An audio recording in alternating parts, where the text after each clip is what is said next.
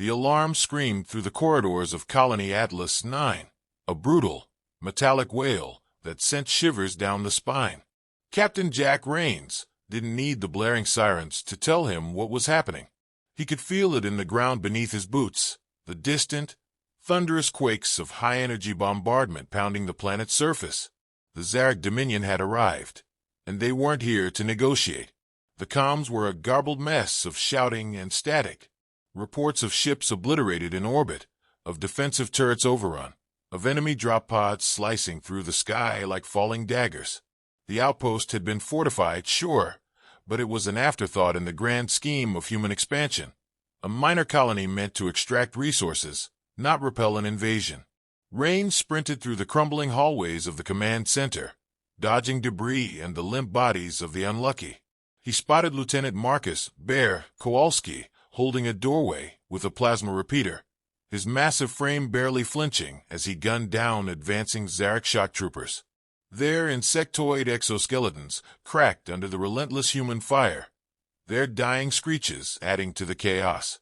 "About damn time, Cap," Kowalski bellowed between bursts. "We got maybe 5 minutes before they overrun this place." Rain slid into cover beside him, gripping his rifle tight. "Where's Carter?" As if on cue, Sergeant David Ghost Carter melted out of the shadows, a combat knife slick with alien ichor. He wiped it clean against his sleeve, his sharp blue eyes scanning the carnage. "North barricade's gone. Whatever command we had is dead. We're at—" Rains exhaled sharply. 5 men left. Maybe less. They weren't supposed to be here. A diplomatic escort mission gone to hell. The colony's civilian governor, an arrogant bureaucrat who thought himself a master negotiator, had believed the Zarek could be reasoned with. That had lasted about 5 seconds before the aliens had ripped out his spine in full view of the diplomatic envoy. A deep tremor shook the facility, and dust rained from the ceiling. The Zarek were advancing too quickly. The bulk of their forces had already secured the upper levels, funneling down into the heart of the outpost like a swarm of starving locusts. If Rains and his team didn't move now, they'd be buried under an avalanche of alien warriors. "Regroup at the hangar bay," Rains ordered. "We find a way off this rock, or we die trying." They fought their way through the labyrinth of dimly lit corridors, Kowalski's heavy repeater carving a bloody path through the Zarek forces. The enemy fought like an unstoppable tide, stronger, faster, with weapons that burned through human armor like paper. But they weren't clever. The Zarek fought with overwhelming force, relying on sheer brutality rather than tactics. Rain saw an opening. They lured a patrol into a narrow passage where Carter and Corporal Sam Bishop had rigged jury-rigged explosives along the bulkheads. When the aliens surged forward, a single detonator click turned the corridor into a collapsing death trap. "Nice work, Bishop," Rains muttered as the dust settled. "Was hoping for more fireworks." Bishop grinned, tapping the side of his helmet. "Gotta improvise with what we got." The hangar loomed ahead. A single escape shuttle remained, half buried under debris, but functional. Hope surged in Rain's chest. If they could make it! A deep, guttural roar echoed from the far end of the chamber. The air crackled with energy. The Zarek warlord stepped into view. 9 feet of armored muscle, for serrated blades extending from its arms, a skull-like visage that pulsed with an unnatural glow. It moved like liquid death, crossing the distance in a blur of motion. Private Mike Reynolds never saw it coming. One moment he was raising his rifle, the next, bisected from shoulder to hip. The team opened fire. Kowalski's repeater, Bishop's sidearm, Carter's precision shots. Nothing slowed it down. The warlord moved like a phantom, weaving through the barrage, untouched, its gaze locked onto Rains. He barely had time to react before it was on him. A swipe of its blade tore through his shoulder armor, sending him sprawling. The warlord loomed over him, its eyes burning with contempt. "You are an anomaly," it hissed, voice guttural and mocking. "Your kind should not exist. Weak, fragile, yet you persist." Rains gritted his teeth, blood pooling beneath him. His fingers brushed against something cold, a fuel canister, leaking fluid onto the floor. His mind raced. "You talk too much." He spat. With the last of his strength, he grabbed his sidearm and fired, not at the warlord, but at the spilled fuel beneath it. The explosion tore through the hangar. Flames engulfed the alien, its screeching howl lost in the deafening roar. The force of the blast sent Rains crashing against the shuttle's hull, his vision blurring. Hands dragged him upward, Carter, Kowalski, Bishop, hauling him into the cockpit. "Punch it!" Kowalski roared. Bishop didn't hesitate. The shuttle's engines flared to life, and they launched into the void, leaving Atlas 9 behind. Rains slumped against his seat, breathing ragged. They had survived. Barely. But the war had just begun. The shuttle rattled violently through the corridors of Colony upper atmosphere of Atlas 9. Metallic whale groaning under the strain. Shivers down the spine. Rains gripped the armrest. Captain Jack white-knuckled force. Didn't need the blaring sirens still to tell him what was happening. Hastily wrapped bandages. He could feel it in the ground. The others weren't faring much better. Distant, Bishop had burns along his high-energy bombardment. Kowalski's armor was cracked from shrapnel. The Zarek Dominion had arrived, eerily silent, and they weren't usually sharp eyes locked on the viewport. The comms were a garbled mess of shouting and static. Incoming. Reports of ships obliterated dancing over the controls. Defensive turrets over. Zarek interceptors. Of enemy drop pods slicing through the sky like falling daggers. Rains cursed under his outpost had been fortified. The Dominion wasn't about to let them go. It was an afterthought in the grand scheme of human expansion. Insectoid fighters. A minor colony meant to extract predatory birds, not repel an weapons already spooling up. Rains sprinted through the crumbling hallways of the command center, dodging debris and the limp bodies of the unlucky. Unless you count harsh language, we got nothing. Holding a doorway with a plasma repeater. Shields barely holding, barely flinching. We're flying coffin down, advancing. Kowalski slammed a fresh magazine into his sidearm, exoskeleton, like the weapon would somehow help. Relentless human fire. So what's the play? They're dying. Rains exhaled slowly to the chaos. His mind ran through every possibility. Kowalski bellowed between bursts. Reckless option. We got maybe 5 minutes before they overrun this place. He said. Rain slid into cover beside him.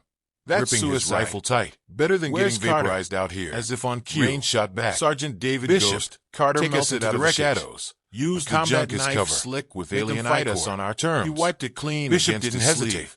The shuttle lurched hard to scanning the carnage, diving into the chaotic graveyard of shattered ships. Whatever command we had is Atlas 9 and open space. Rains exhaled twisted hulls of human and alien vessels, maybe less in eerie silence. They weren't supposed to be here. Remnants of battles, diplomatic escort mission gone to hell. Some pieces were small enough to civilian governor. Others were entire starship who thought himself a master negotiator, spinning lazily in the void. Could be reasoned with. The Zarek fighters that had lasted about 5 seconds before the aliens. Their plasma cannons spitting green fire. Of the diplomatic the first few shots went wide. A deep tremor they were at the facility, learning and the dust rained from the ceiling. It wouldn't be long before they landed too quickly.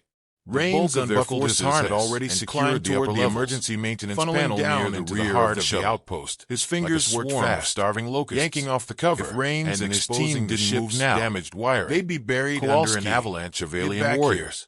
He called at the hangar bay. The big man moved without question. We find a way off this rock. Power conduits for the aft thrusters. They fought their way through the labyrinth of dimly lit corridors, blind their sensors for a few seconds, carving a bloody path through the Zarek forces. Already seeing the play. The enemy fought like an unstoppable tide. Something stupid, stronger, that's the idea. With weapons that burned through human armor like tore loose a frayed cable, but they weren't clever and jammed it against the conduit with overwhelming force. The ship shuddered violently, relying on sheer brutality flooded rather than tactics. A sudden burst of electromagnetic distortion lured a patrol into a narrow passage. The Zarek fighters Carter and Corporal Sam Bishop scrambled. Jury-rigged explosives. It was only a few seconds. The bulkheads, but that was all they needed. Surged forward. Bishop now. A single detonator clicked turned the corridor. The shuttle collapsed straight into the wreckage of a destroyed human battleship.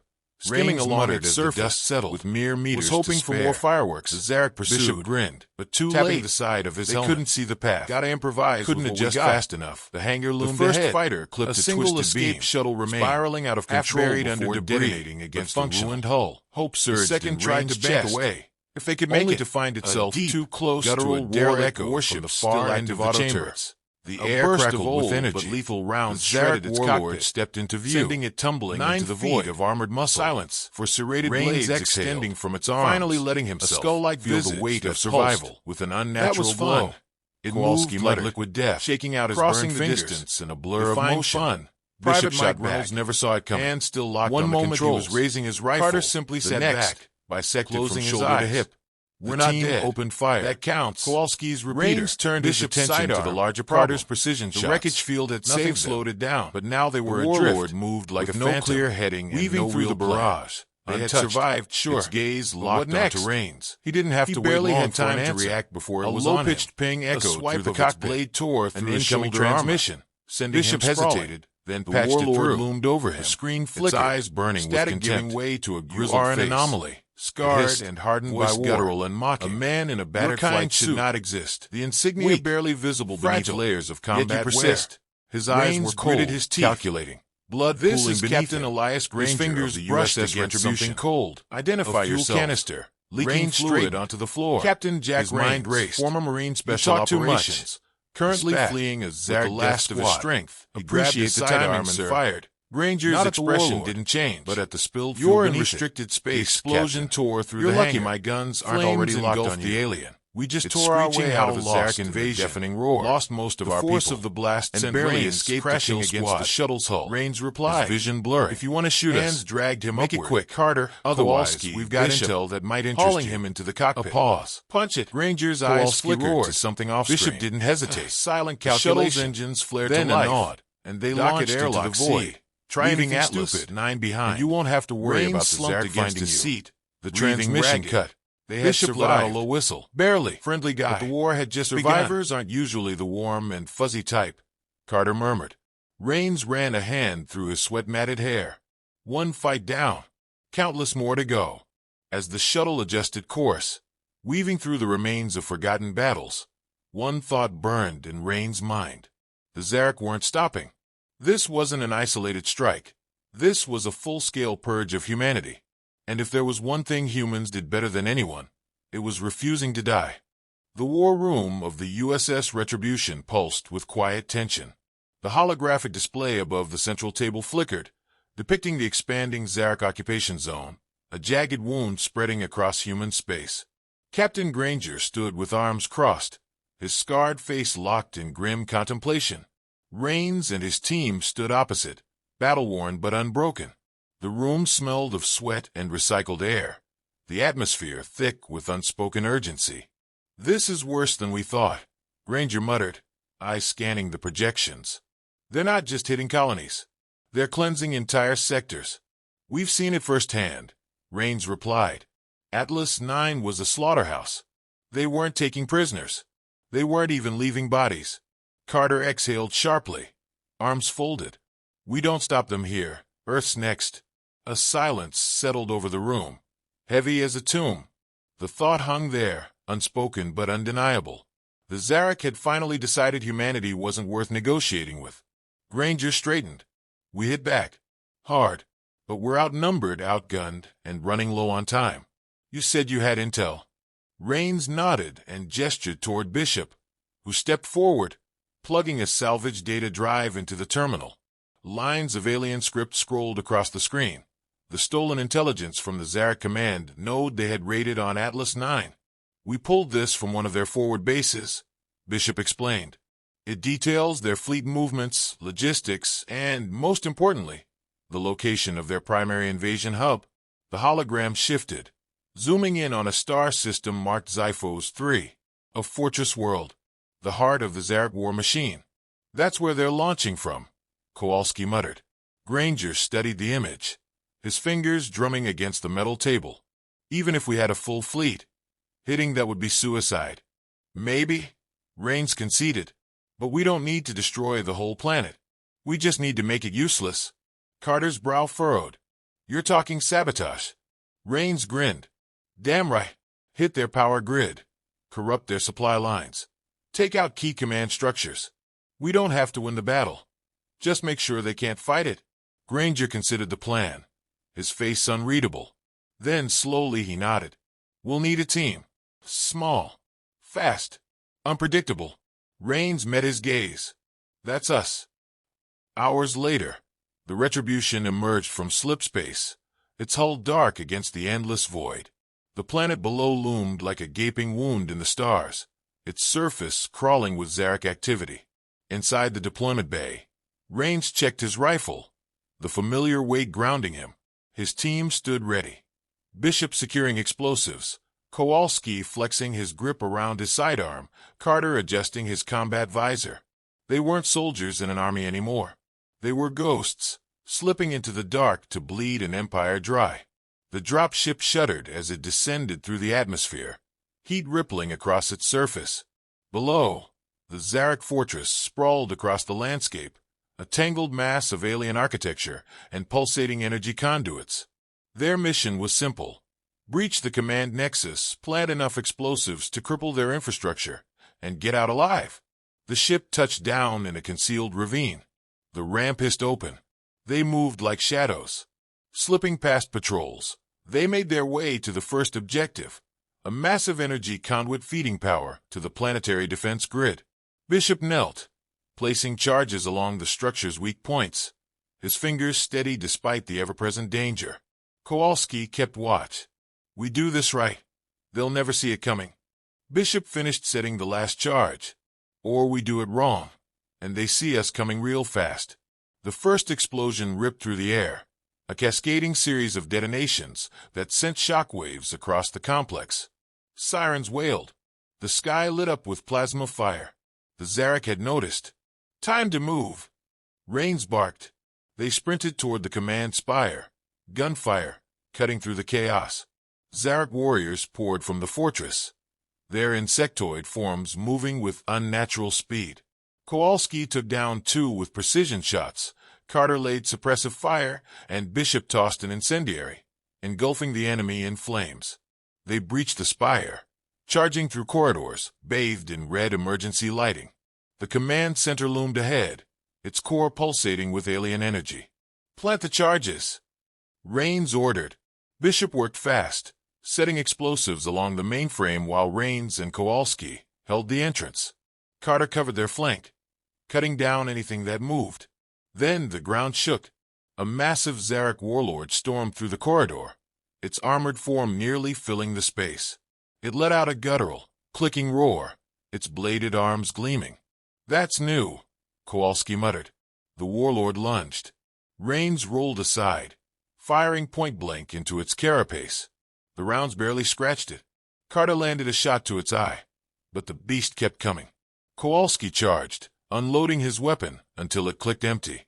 Then, with a roar, he tackled the warlord, shoving it back just long enough for Bishop to set the last charge. "We're set," Bishop shouted. "Then let's go." Rains grabbed Kowalski, dragging him away as the countdown began. They sprinted through the halls, explosions chasing them as the facility collapsed. The Zarak swarmed, desperate to stop them, but it was too late. The team burst onto the landing pad, just as their evac ship roared overhead. A rope dropped. One by one, they climbed, Carter first, then Bishop, then Kowalski. Rains was last. Plasma fire scorched past him as he leapt, grabbing hold just as the ship pulled away. Below, the Zarak stronghold erupted, a chain reaction of destruction consuming the heart of their invasion force. They had done it. As they soared into the sky, Rains looked down at the wreckage, then back at his team. Battered, bloodied, but alive. And the war wasn't over. Not by a long shot.